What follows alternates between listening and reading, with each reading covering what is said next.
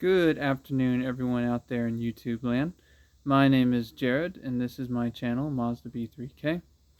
Today's episode is going to be about the replacement of the rear main seal in my brother's 1993 Ford F250. More specifically, the rear main seal on the Ford 302 5-liter small block V8 that is contained within. Without further ado, let's get started. Good morning, everyone. Today is a new day, and we're going to pick up on the rear main seal. So here's the seal, a much better view of it than I had before. It's this orange part right here, and it's kind of important. So care must be taken when you're going to replace it. And one of the things that you need to take care about is you do not want to scratch up your sealing surface, either the top or the bottom. So when you go to remove the old seal, your normal method of like stick a screwdriver in there and fight with it, you don't want to do that. So normally what you do is you'll get a couple of self-tapping screws, screw them in, and kind of work the seal out. I have some picks that I'm going to try to bury in there to help pull it out, and I will need to remove these bolts that are to hold the flex plate on. We kept them here so we wouldn't lose them, but take these out of the way so I won't have any issues. And then we're going to get the sealing surface real clean. Then we're going to inspect it to see if we possibly need to put a sleeve repair on it. And then we'll work on getting the new seal installed. And here's what we look like when the seal is out. So you can see you've got a pretty deep sealing surface here. And it's very important that from where the seal is inward, that you don't score it up, because if you do, you're going to have leaks. And I got lucky and I didn't do that. I did wind up having to get a bigger screwdriver like this fella here, and I worked where I had attempted to make a hole in the seal and then pull it out with a screw. And what you got to do is, the seal has an interior ring of aluminum, and you have to dent that in a little bit. And once you do, then you can kind of just spin it out. But you got to be so careful when you do this. Again, you score this up, it will leak, and you'll have to put a repair sleeve on it. So now that we do have it out, the next step is we take brake cleaner and we get this as spick and span as we can. Then we'll go to put our new seal on. Okay, so I've gotten this about as clean as I can get it. What I wound up doing is I took a plastic spackle tool, and then I took a shop towel and I wetted it down with brake cleaner, and then I pushed it in so I could get some penetration on cleaning inside of this lip. And I also wanted you to see, while you have to be so careful, I scored the outside here, but the inside, and you can see the mark where the seal was. Inside there's some marking there, but it's not scored. I can run my finger there and it's smooth. Same thing over here. So I guess what I'm getting at here is my whole try to drill method. You can do it, but you need to use smaller stuff than what I did. This is the first rear main seal I'm removing, and this most likely was the original factory seal from the way it was behaving.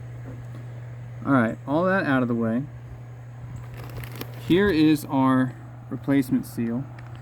It says it's Felpro, but if you actually look at the markings on the seal, it's a national seal, which is good. They make pretty good gasket stuff. The part number is BS40644, and you'll notice, and this is the nicer of the two, you'll notice there's a plasticky jig inside of it. And what this is your install tool. So if you've gotten everything as clean can be, what we're going to do is you put this on like this, and you get it kind of wedged in there tight, and then you're going to take a hammer and a tool and you're going to slowly tap the seal into position. The seal needs, the edge of this seal needs to be flush with the edge of the block right here. That's what I saw with the old seal. And if you got it in the right spot and you've done everything right, you should then be able to take some pliers or something and pull the plastic jig out, thus completing your installation. So that's what we're going to try to do. Okay, so the plastic collar that came with the seal is not adequate to get this thing in right, because this seal has a metal inside. It does not flex, it does not yield. You can't kind of work it in. It has to go on square and you got to tap it in. So to that end, this is a jig that I constructed based on specifications I found on FordTrucks.com. You have a 4-inch with a cap, nice spot to do your whacking with your hammer. The seal end is 3-inch. You can position that quite nicely in the center of the seal. Get your seal centered using the slip tool, the little plastic bit, and go ahead and start tapping this in. And the key difference here is when you start tapping back here, the force is centered all the way around, so your seal goes on square and doesn't try to squirrel away from you, which is what will happen if you're just using the little plastic collar. Now you may be thinking, why didn't I just go get the tool? Well, the problem is the tool, the one that looks like a giant socket, it's like $100. Nobody carries it in the part stores. You have to get it online, and we're trying to get this done today. So PVC will carry the day, and then I don't know, maybe I'll use this as a funny hat or something. But that's the new plan. And to be perfectly candid, even if this does not work, even though the seal says do not grease, we're going to put a light sheen of oil on it because it's got to go in, and it's got to go in undamaged. Alright, the seal is in, and what I wound up having to do is the jig was a little unwieldy, so I just took this cap and went after it that way. I also removed the little plastic sleeve. It wound up being far more annoying than it was useful. So just a 4-inch cap is what I used. And then I took the hammer, and as I saw spots that were uneven, I would tap on that section until I got it flat. And what I saw with the old seal was that the seal needed to be flush. Sorry about that. The seal needed to be flush with the casting on the block. And that's basically where we are. I can feel a tiny bit of protrusion here, so I'll tap that down a little more. But essentially you want to do that. And also, if you see this lip here, you want that sticking out. And when my install, this kind of crumped up a little bit right here. I'm hoping that doesn't bite me in the butt. We're gonna have to see. I can see where it tried, and then it gets back to normal down here.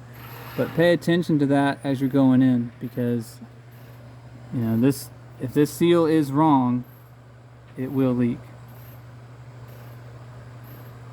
That's why they're so tricky, and that's partly the reason why you got to pay an arm and a leg for a professional to do this. So, thinking we're okay. I may try to get something very, very thin under there and flip that out, but I don't know how well I could do that. I'm afraid I just damaged the seal. So I'll probably just roll with it as is, and if we have a small oil leak with this truck, so be it. This is a transitory engine. We intend to put a 351 in eventually. But that's how you do it, folks. The secret sauce is a 4-inch PVC cap. When you try to tap, hit right on top of the cap, it'll just break. But the sides are sterner stuff, so you can use your hammer and tap around with that. And I declare this a good repair. Okay. So it was bothering me, that bit of seal that was over here that looked like it was rolled in. So I took my jeweler screwdriver here. Very small, very thin tip. And I started digging around because my view on it was, focus, thank you, is if it's going to leak, either it's going to leak because it's rolled or it's going to leak because I poked it. But it would leak regardless. Turns out that little bit of seal, which is right here, this lip, it wasn't fully pinned and trapped under the main seal. So I was able to carefully pull it out, and then I took my fingernail and kind of seated it, and now it looks about the same as everything else. So hopefully this will not leak, but I had done some research that said, yeah, that's probably going to leak if that's pinned under the main seal. In my case it wasn't, but it still wasn't nice and flat, so I went ahead and fixed that. Alright guys, that's going to do it for this video on swapping the rear main seal on my brother's 1993 Ford F250 named Ty, specifically on the Ford 302 5-liter V8. If this video helped you out, please like, share, and subscribe. That grows the channel, and that lets other folks get visibility on this video so it can help them out. And if you want, please do leave a comment. I enjoy reading them. I respond to almost all of them, and I've learned a couple things from them. And remember, I make the mistakes so you don't have to. I'll see you guys next episode.